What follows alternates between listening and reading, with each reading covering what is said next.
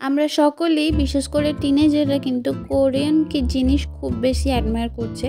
তো তার জন্যই আমি ভাবলাম যে কোরিয়ান কিছু স্পেশাল রেসিপিস করা যাক। আর আমি দেখেছি কিমচি কিন্তু ওখানকার অনেক বেশি ফেমাস একটা ফুড, তো তার জন্য আমি কিমচি রেসিপি ট্রাই করলাম।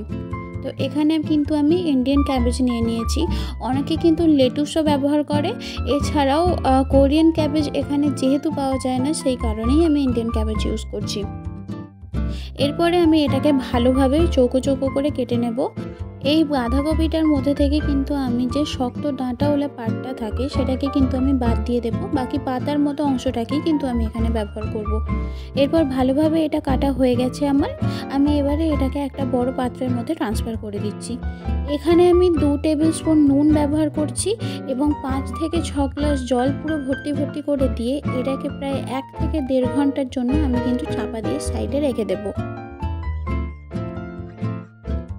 আমি এবারে একটা মিক্সার গ্রাইন্ডার নিয়ে নিচ্ছি এবং তাতে 4টে মিডিয়াম সাইজের পেঁয়াজ, 9টা থেকে 10টা রসুনের কলি এবং 2 কুচি আমি এখানে আদা দিয়ে নিচ্ছি এবং স্মুথ একটা ভালো পেস্ট তৈরি করে নিচ্ছি।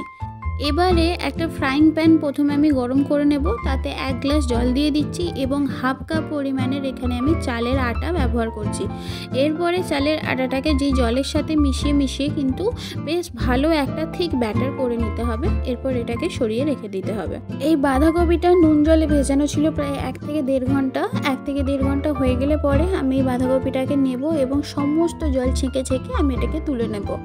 যখন সব কটা বাঁধাকপি আমার তোলা হয়ে যাবে তখন এই পাত্রের থেকে জলটা ফেলে দিয়ে আমি এই পাত্রের মধ্যে আবার বাঁধাকপিগুলোকে ট্রান্সফার করে নেব এবং সাথে দিয়ে দেব গাজর কুচি, একটু বড় বড় করে কুচানো মূলো, সাথে দিয়ে দেব যে চালের ব্যাটারটা বানিয়ে রেখেছিলাম সেটা, আর এখানে কয়েকটা লঙ্কার গুঁড়ো মিক্স করা ছিল সেটা আমি দিয়ে দেব এবং যে আদা রসুন আর পেঁয়াজের পেস্টটা ছিল সেটাও দিয়ে ভালোভাবে কিছুক্ষণ আমি মাখিয়ে নিয়ে এতে পরিমাণ মতো লবণ আর অল্প একটু চিনি আর পরিমাণ মতো কিছুটা সোয়া সস দিয়ে দেব।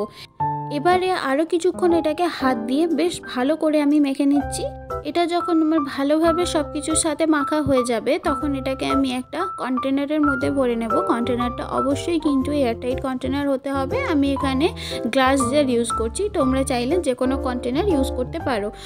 যদি তোমাদের ভিডিওটা ভালো লেগে থাকে তাহলে কিন্তু লাইক, শেয়ার অ্যান্ড সাবস্ক্রাইব করে দিও। দেখা হচ্ছে আবার একটা অন্য ভিডিওতে। Tata, bye bye.